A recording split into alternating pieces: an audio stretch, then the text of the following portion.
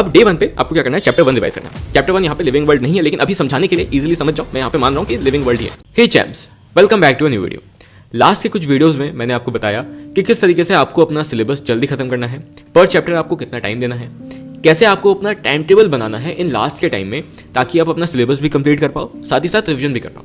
उन सारे वीडियोस में मैंने आपको ये बताया कि आपको डेली 2 से 2.5 घंटा अपने रिवीजन को देना ही देना है, जिसमें से 1 घंटा आप सुबह रिवाइज करोगे, जिसमें मैं ऑर्गेनिक इनऑर्गेनिक जैसे वोलेटाइल सब्जेक्ट्स जो कि मुझे हार्ड लगते थे वो रिवाइज करता था, और रात को सोने से पहले 1.5 घंटा आपको बायोलॉजी रिवाइज करके सोनी है। उस वीडियो के अपलोड होने के बाद से आपने मुझे ये बोला कि भैया हमें समझ नहीं आ रहा है कि सिलेबस कंप्लीशन के साथ कैसे बायोलॉजी को रिवाइज करें। वो जो आपने बोला है 1.5 घंटा डेली निकालने का, उसको कैसे यूज करें कि हम लोग एक सिस्टमेटिक तरीके से बायो को रिवाइज कर पाए, क्योंकि अगर हम लोग आज कोई चैप्टर रिवाइज करते हैं और उसको फिर छोड़ देते हैं 20-25 दिन के लिए, तो वो मैं वापस से भूल जाऊंगा। तो कैसे एक शेड्यूल बनाना है वो आप बना के दे दो। आज की वीडियो में मैं आपको यही शेड्यूल समझाने वाला हूं कि कैसे आपको बनाना है, और ये कस्टमाइजेबल है। इसमें मैंने कोई भी चैप्टर मेंशन नहीं किया एग्जैक्टली कि आपको यही चैप्टर करना है, ठीक है। और मैं आपको ये भी बता दूंगा कि अगर आपको नहीं आइडिया कि कौन से चैप्टर को पहले करूं, तो उसके लिए मैं हाई वेटेज चैप्टर भी आपको एंड में बताने वाला हूं, ठीक है। वीडियो को पूरा देखना तो आप समझ जाओगे। अब इस वीडियो को बनाने से पहले मैंने क्या किया कि मैंने एक पोल करवाया टेलीग्राम पे, ये जानने के लिए कि आपका बायो में कितना सिलेबस कंप्लीट है। क्योंकि अगर आपका सिलेबस पूरा कंप्लीट होता तो मेरे पास सिर्फ 1.5 घंटे का टाइम नहीं होता, क्योंकि आप फिर वो जो 2 घंटे का आपके पास लेक्चर का टाइम है उसको भी यूज कर सकते हो, और आपके पास टोटल 3.5 आवर्स हो जाता। और अगर 3.5 आवर्स मुझे कोई दे दे तो मैं आपका 1 महीने के अंदर पूरे बायोलॉजी को रिवाइज करवा सकता हूँ। लेकिन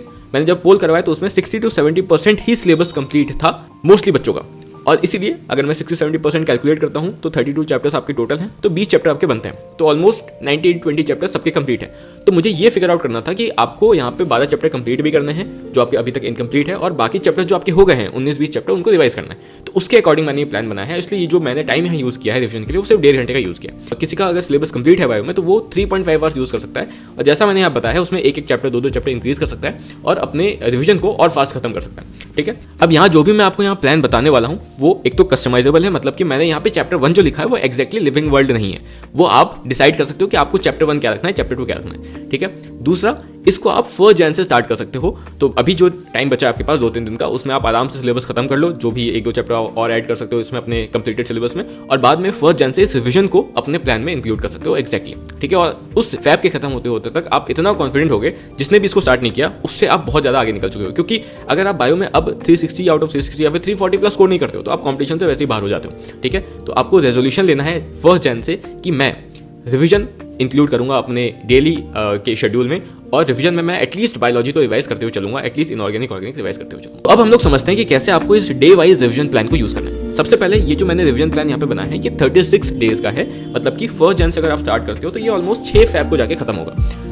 ये मैंने 6 फैब तक का ही इसलिए बनाया है क्योंकि उस समय तक एक तो जो आपका बचा हुआ सिलेबस है, जो 12-15 चैप्टर जितने भी आपके पास बचे हैं वो खत्म हो चुके होंगे, क्योंकि आप साइड से 2 घंटे देके डेली पढ़ाई भी कर रहे हो। दूसरा, 6 फैब तक मेरा एग्जाम भी खत्म हो जाएगा। मेरे एग्जाम जब खत्म हो जाएंगे तो फिर मैं आपको और अच्छे से बता पाऊंगा कि अब जो आपके पास वो 2 घंटे एक्स्ट्रा बचे हैं, उस 3.5 आवर्स को मिला के आप अपने रिवीजन को, एक तो आपने चलो 1 महीने में 12 चैप्टर रिवाइज किया, ये 13 चैप्टर रिवाइज किया, अब अगले रिवीजन के अंदर, अगले फैब के अंदर आप किस तरीके से 20 चैप्टर 25 चैप्टर रिवाइज कर सकते हो, उसके ऊपर मैं आपको वीडियो बना के दे दूंगा। और कैसे इसको 1 हफ्ते के अंदर लेके आना है वो मैं आपको बेटर समझा पाऊंगा, क्योंकि आपने ये रिवीजन कर लिया होगा, तो आपको ये जो डर है रिवीजन का वो आपके दिमाग से हट चुका होगा कि अच्छा चलो चीजें याद होती हैं और रिवीजन करने से सही में हमें फायदा हो रहा है। ये चीज जब एक बार आपके दिमाग में घुस जाएगा तो आप फिर से खुद से रिवाइज करना स्टार्ट कर दोगे। आपको क्या लगता है कि यार रिवीजन करने से कुछ तो होगा नहीं, क्योंकि आप 1-2 दिन रिवाइज करके छोड़ देते हो, लेकिन रिवीजन एक्चुअली इस तरीके से होता है जो मैं आपको यहाँ पे समझाने वाला हूँ। अब डे 1 पे आपको क्या करना है, चैप्टर 1 रिवाइज करना है। चैप्टर 1 यहाँ पे लिविंग वर्ल्ड नहीं है, लेकिन अभी समझाने के लिए इजीली समझ जाओ, मैं यहाँ पे मान रहा हूँ कि लिविंग वर्ल्ड ही है। तो आपने पहले दिन लिविंग वर्ल्ड रिवाइज किया, मतलब 1 जनवरी को।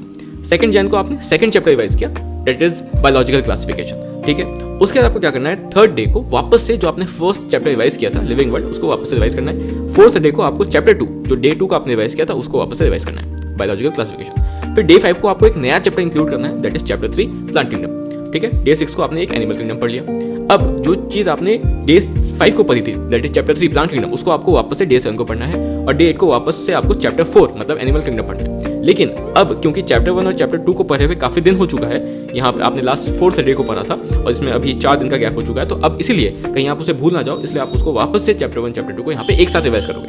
अब क्योंकि आपने इसको 2 बार पढ़ लिया था ऑलरेडी, अब रिविजन करने में आपको टाइम कम लगेगा, तो जहां आपने 1.5 घंटा दिया था एक चैप्टर को करने के लिए, अब आप 1.5 घंटे में दोनों चैप्टर को कर पाओगे, ठीक है। सेम इसी तरीके से हम आगे फॉलो करेंगे। डे 10 को आप चैप्टर 5 करते हो, डे 11 को आप चैप्टर 6 करते हो, डे 12 को क्योंकि चैप्टर 3 चैप्टर 4 को पढ़े हुए यहाँ पे 3 दिन का टाइम हो चुका है, तो हम लोग इसको वापस से रिवाइज करेंगे। ठीक है, आगे चलते हैं।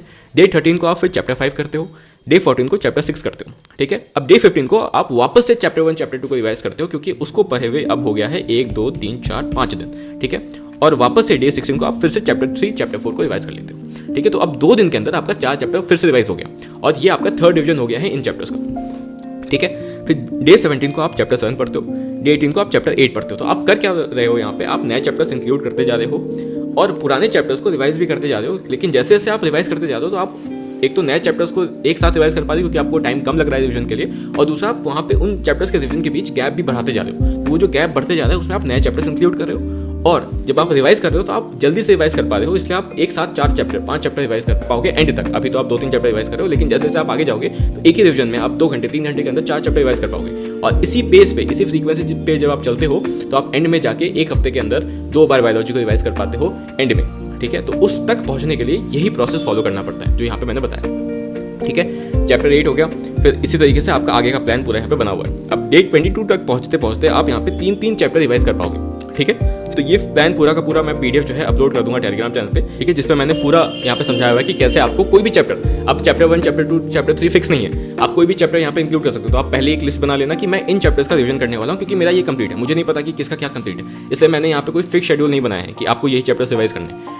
ये मैंने आपके ऊपर रखा है कि आपको जो भी चैप्टर्स रिवाइज करना है वो कर सकते हो। लेकिन मैं आपको यहाँ पे टिप ये दूंगा कि आप इन चैप्टर्स को जो भी रिवाइज करने वाले हो, ये हाई वेटेज चैप्टर्स अगर हैं तो ज़्यादा बेटर है। तो अब हाई वेटेज चैप्टर्स क्या हैं, तो वो मैं आपको यहाँ पे नीचे बताने वाला हूँ कि 11th के और 12th के कौन से हाई वेटेज चैप्टर हैं। अगर किसी का 11th कंप्लीट है तो इनको कर सकता है, किसी का 12th कंप्लीट है तो इनको कर सकता है, किसी का अगर 11th से कुछ कंप्लीट है, किसी का 12th से कुछ कंप्लीट है, तो उन दोनों को मिला के उन चैप्टर्स को कर सकता है। ठीक है, लेकिन आपको 12 चैप्टर जो सिलेक्ट करना है, ट्राई करना है कि इन्हीं में से करो, क्योंकि ये आपके हाई वेटेज चैप्टर्स हैं और ये जो चैप्टर्स आपको दिख रहे हैं ये 12 ही चैप्टर्स हैं। लेकिन इन 12 चैप्टर्स से आपके नीट 24 में 170 प्लस मार्क्स के क्वेश्चन यहाँ से, और इन 12 चैप्टर से भी 170 प्लस मार्क्स के क्वेश्चन आए थे। ठीक है, तो अगर आप इनको सिर्फ रिवाइज कर लेते हो तो जो आपको दिख रहा है कि आपने 4 बार रिवाइज किया है चीज़ों को।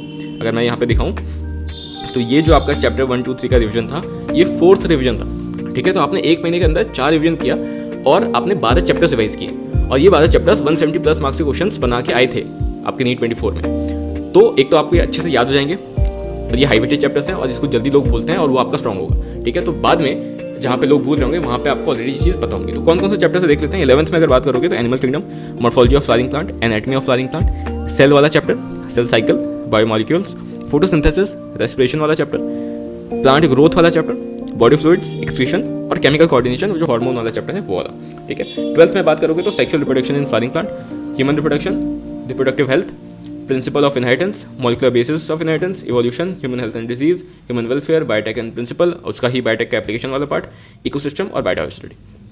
तो ये जो चैप्टर्स है ना, ये आपके 170 प्लस मार्क्स के क्वेश्चन बनाते हैं। अगर टोटल करोगे तो 340 प्लस के क्वेश्चन हो गए। ठीक है, तो इसीलिए अब आपको करना क्या है, कुछ नहीं करना है, आपको यहाँ पे देखना है कि ये मेरा चैप्टर 1 है, ये मेरा चैप्टर 2 है, ये मेरा चैप्टर 3 है, ये चैप्टर 4 है।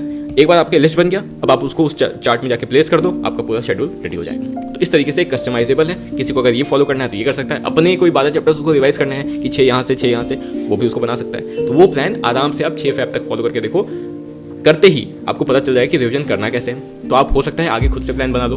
दूसरा, नहीं भी समझाया तो मैं जब आगे आपको प्लान बताऊंगा कि किस तरीके से आपको 1 हफ्ते के अंदर चैप्टर रिवाइज करना है, तो वो आपको ज़्यादा सेंस बनाएगा, क्योंकि आपने ऑलरेडी रिवाइज किया होगा। थर्ड, क्योंकि आपने रिवाइज कर लिया होगा, सिर्फ बायोलॉजी मानो रिवाइज किया, आपने इनऑर्गेनिक नहीं किया, लेकिन वो रिवाइज करने के बाद जो आपको कॉन्फिडेंस बिल्डअप होगा, जो आपको चीज़ें याद होंगी, जब आपसे क्वेश्चंस बनेंगे बिना पढ़े, तो वो जो कॉन्फिडेंस आपको बिल्डअप होगा ना आपके अंदर, तो आप खुद रिवीजन स्टार्ट करोगे कि नहीं मुझे रिवीजन करना है, क्योंकि उससे मेरे को दिख रहा है कि मार्क्स बढ़ रहे हैं, कॉन्फिडेंस बढ़ रहा है, मेरे से क्वेश्चन बन रहा है। यही जो मेरा मेन गोल है इस वीडियो को बनाने का। ठीक है, होप कि आपको ये वीडियो पसंद आया होगा। वीडियो अगर पसंद आए तो इसको लाइक करो, इसको शेयर करो अपने दोस्तों के साथ, कमेंट करो कि अगली कौन सी वीडियो आपको चाहिए। मिलते हैं नेक्स्ट वीडियो के साथ, तब तक टेक केयर।